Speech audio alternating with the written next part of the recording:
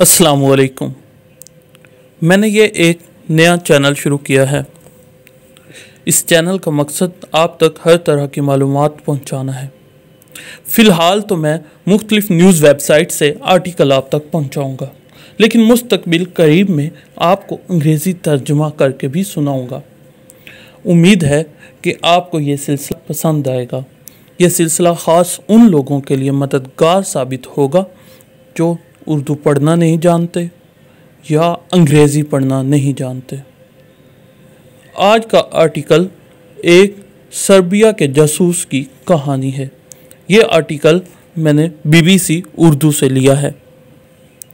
जुआ, जासूसी और हसीन दोशीज़ाएँ, उन्हें हर फ़न में महारत हासिल थी।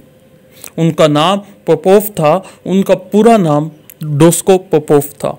हम दूसरी जंग अज़ीम के दौरान शोहरत हासिल करने वाले सर्बिया के दोहरे जासूस डोस्को पोपोव की बात कर रहे हैं। जासूसी की दुनिया की तारीख में पोपोव का नाम एक ट्रिपल एजेंट के तौर पर भी लिया जाता है। कहा जाता है कि बरतानवी नेवल इंटेलिजेंस के अफसर अयान फ्लेमिंग ने डोस्को पोपोव से मुलाकात के बाद ही जेम्स बॉन्ड का तारीखी किरदार तख्लीक किया था। जबकि बाज़ लोगों का कहना है कि दूसरी आलमी जंग के दौरान पोपोव को पर्ल हार्बर पर जापानियों के हमले की खबर थी। पोपोव ने उस वक़्त FBI के डायरेक्टर एडगर हूवर को उसके करीब बारे में भी बताया था। अगर एडगर हूवर ने पोपोव की बात पर यकीन किया होता तो पर्ल हार्बर में होने वाली अमेरिकियों की तबाही को रोका जा सकता था। कौन थे डोस्को पोपोव? डोस्को पोपोव की पैदाइश सन 1912 में सर्बिया के एक खुशहाल घराने में हुई थी। बेलग्राद यूनिवर्सिटी से कानून की तालीम हासिल करने के बाद वो मज़ीद तालीम के लिए जर्मनी चले गए। दूसरी जंग अज़ीम के पस मंज़र में लिखे गए नावल स्टोरियल के मुसन्निफ डिजॉन टियागो स्टॉन्क्विच का कहना है कि जर्मनी में पोपोव की ऐसे लोगों से दोस्ती हुई जिनके तार वहाँ की खुफिया एजेंसी अबहेर से जुड़े हुए थे। अबहेर ने पोपोव से रब्ता किया और उन्हें बरतानिया में जर्मनी के लिए जासूसी की पेशकश की, क्योंकि उस वक़्त जर्मनी के बरतानिया में ज़्यादा गैर मुल्की जासूस नहीं थे। लाइजा पोपोव ने अबहेर की पेशकश कबूल कर ली और बराह रास्त बरतानवी खारजा इंटेलिजेंस एजेंसी MI6 के पास चले गए। पोपोव ने MI6 को सारी चीज़ें बता दी। इसके साथ ही पोपोव बरतानिया और जर्मनी दोनों के लिए काम करने वाले डबल एजेंट बन गए। ये सन 1940 से 1944 की बात है। बरतानिया के जासूसी हलकों में पोपोव का कोड नाम एजेंट ट्राईसाइकिल था। एक रंगीन तबीयत साज जासूस थे वो। 18 साल कबल बरतानिया में पहली मरतबा आलमी जंग के ज़माने के जासूसों और डबल एजेंट से मुंसलिक खुफिया दस्तावेज़ात को आम किया है। BBC की क्लेयर हिल्स ने इन दस्तावेज़ात को देखने के बाद लिखा, बरतानिया में मकीम मफादात के लिए काम करने वाले इंतहाई रंगीन मिजाज जासूस को सिर्फ एक कोड नाम से पुकारा जा सकता है और वो है प्ले बॉय डबल एजेंट है। वो ऐसा शख्स था जो बीवी और महबूबा दोनों को एक साथ संभाल सकता था। पोपोव लंदन के सेवॉय होटल में एक खसूसी कमरे में ठहरा करते थे। खूबसूरत दोशीज़ाओं का ख्याल किस तरह रखा जाता है, इस मामले में पोपोव माहिर थे और वो इसीलिए उन्हें प्ले बॉय के तौर पर जाना जाता था। बहरहाल बाद में दुनिया को पता चला कि पोपोव को बिस्तर में एक से ज़्यादा साथियों का भी शौक़ था। ब्रिटिश इंटेलिजेंस सर्विस के एक अफसर मेजर TA रॉबर्टसन ने एक सरकारी रिकॉर्ड में पोपोव के बारे में लिखा, सन 1940 के क्रिसमस में मैं और ट्राईसाइकिल लंदन के क्वागलिनोस रेस्टोरेंट में लंच पर मिले। वहाँ से हम लैंडस्टोन क्लब के बर्कले स्क्वायर में बिलियर्ड खेलने के लिए गए, फिर डिनर के लिए सेवॉय होटल लौट आए।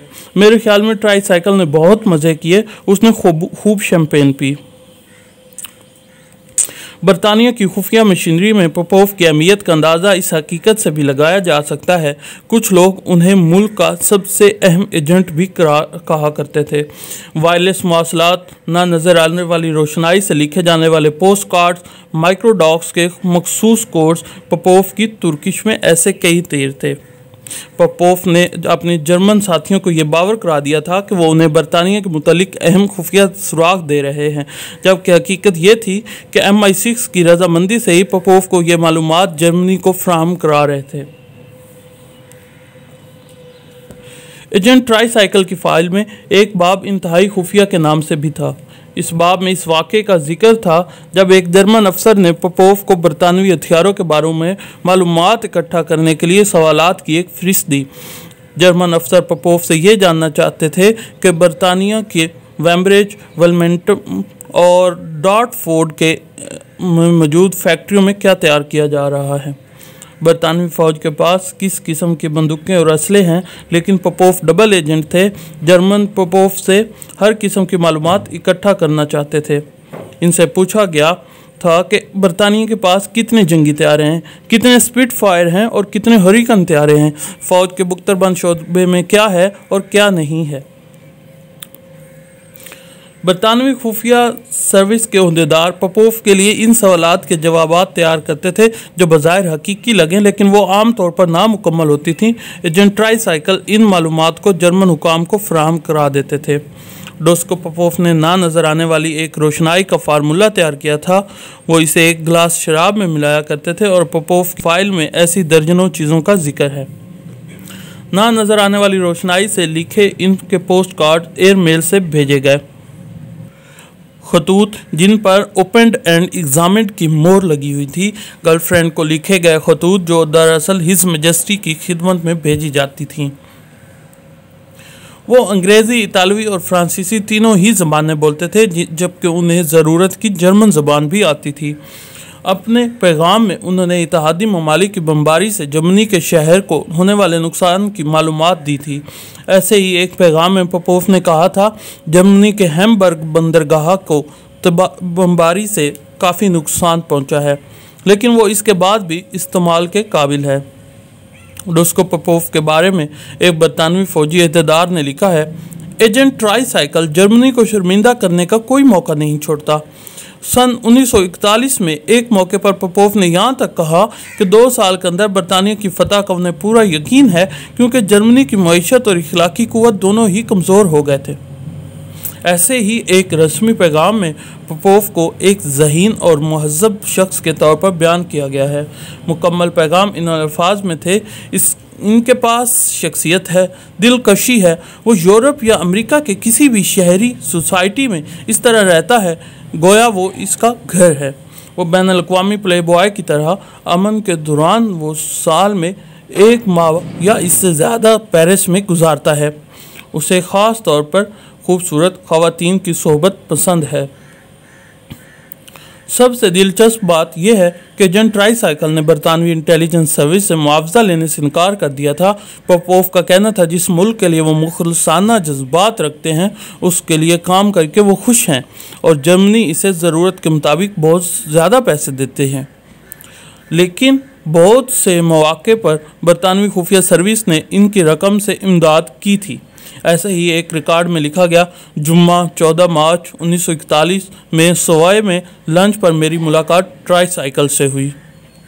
जब ट्राईसाइकिल ने बताया कि इनके पास बिल अदा करने के लिए रकम नहीं है तो वो थके हुए नजर आए।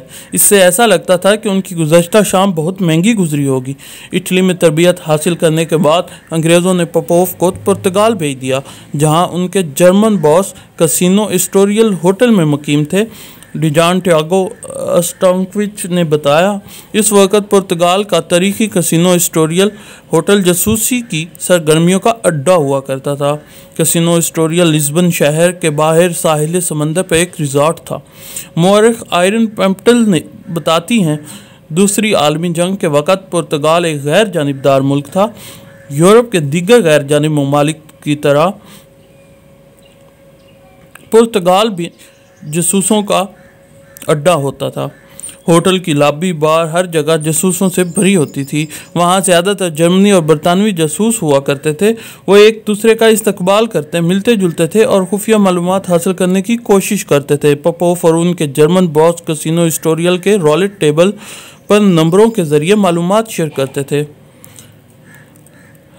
अगर इस वक्त दुनिया कोरोना वायरस के बहरान से निबत आजमा ना होती तो बॉक्स ऑफिस पर James Bond no time to die की एक धूम होती।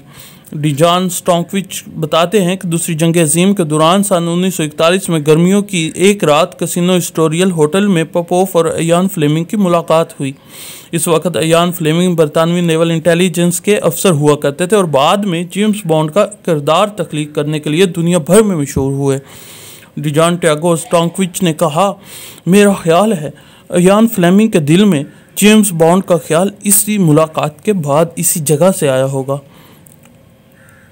पुर्तगाल के बाद डोस्को पोपोफ का अगला मिशन अमेरिका था।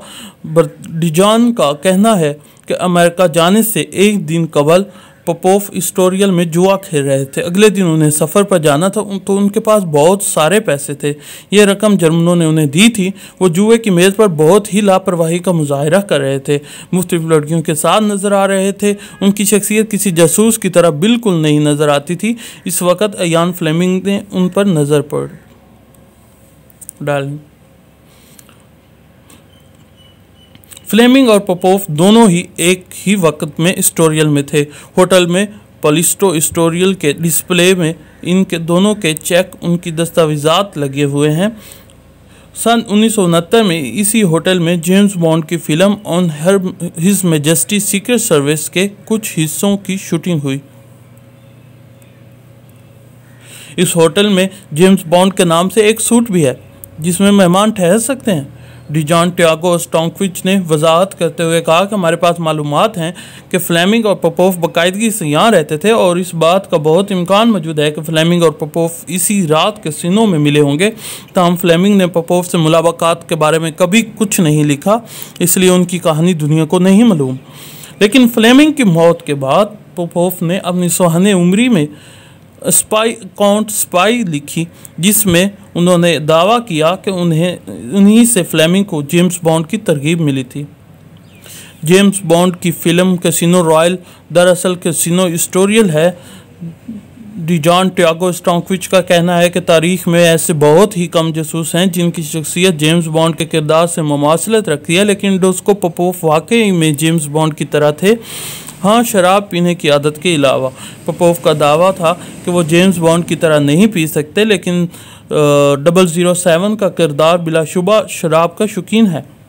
अपनी किताब एस्टोरियल की तहकीक के सिलसिले में डिजान टियागो स्टॉन्कविच ने पाया कि फ्लेमिंग ने अपने किरदार जेम्स बॉन्ड के लिए जो कीमती चीज़ें, शान और शौकत वाली तर्ज ज़िंदगी और खूबसूरत औरतों के शौक़ जैसी खूबियाँ तख्लीक की, इनसे बहुत हद तक ये महसूस होता है कि वो पोपोफ से मुतासिर थे। डोस्को पोपोफ के डेटिंग रिकॉर्ड से पता चलता है कि उनकी बहुत से ख़वातीन से ताल्लुकात थे। पोपोफ की गर्लफ्रेंड्स में फ्रांसीसी अदाकार सेमून का नाम भी शामिल है। बहुत से लोगों का यह भी कहना है कि पोपोफ को एजेंट ट्राईसाइकिल का कोड नाम इसलिए मिला क्योंकि वो ट्रिपल एजेंट थे और उसने अमेरिका के लिए भी काम किया था।